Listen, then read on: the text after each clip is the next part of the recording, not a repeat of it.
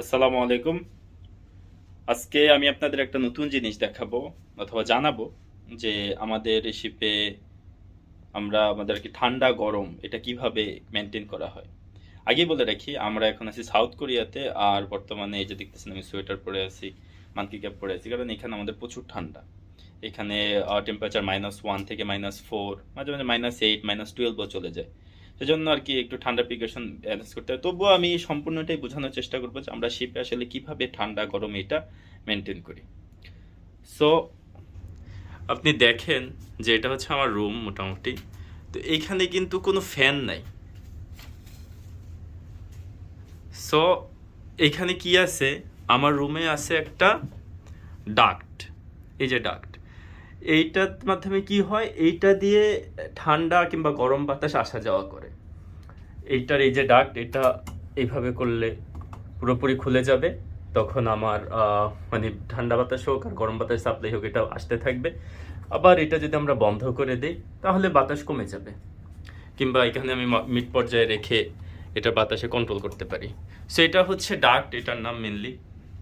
এটা দিয়ে আমাদের ঠান্ডা বাতাস গরম বাতাস আসে, এবং এখন এইটা কোথা থেকে আসে সে এসি রুমে নিয়ে গিয়ে আমি আপনাদেরকে একটু বুঝাইও দিই যে কিভাবে কি হয়।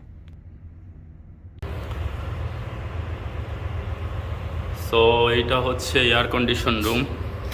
এখান থেকেই মেনলি সব কিছু কন্ট্রোল করা হয়। তো এখানে আমরা দেখতে পাচ্ছি নিচে এটা হচ্ছে এয়ার কন্ডিশন কম্প্রেসর। এটার মাধ্যমে আসলে সার্কুলেট করা হয় এবং এটার মাধ্যমে মেনলি ঠান্ডা করা হয়। এখানেও কন্ট্রোল প্যানেল আছে আমাদের। এখানে কন্ট্রোল প্যানেলে এইখানে যেটা আছে যে এখানে মেনলি বাইরের টেম্পারেচার। তো বর্তমানে যেহেতু আমরা ঠান্ডা এরিয়াতে আছি, তো এখানে বাইরের টেম্পারেচার এখন 2.5।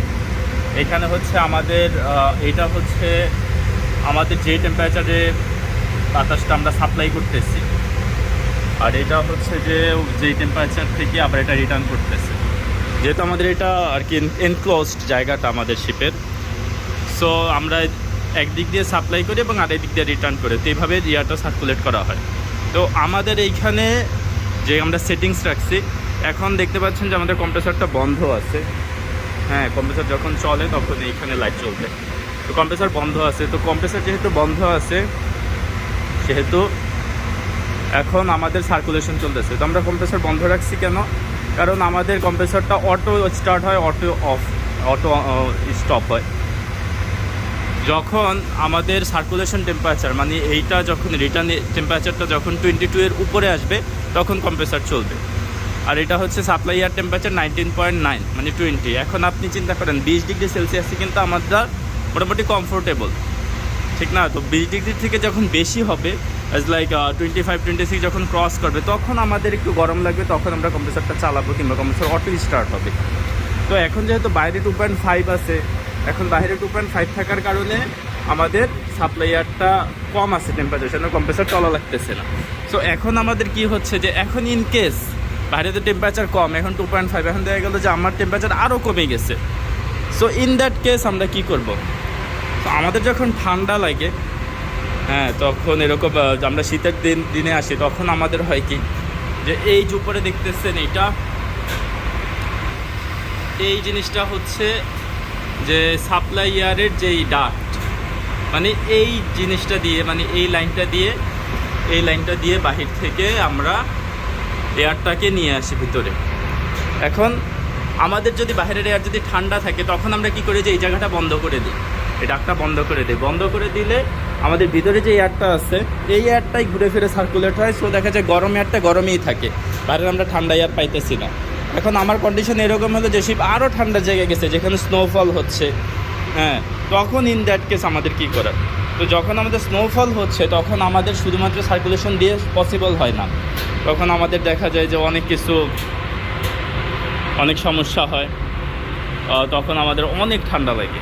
সো তখন আমাদের বাঁচার জন্য কী করতে হয়, আমাদের তখন গরম করার জন্য কী করতে হয়, তখন গরম করার জন্য আমরা স্টিম খুলে দিই। যে এই জায়গাগুলো দেখতেছেন এটা হচ্ছে স্টিম ভাল্ব, এগুলো আমরা খুলে দিই।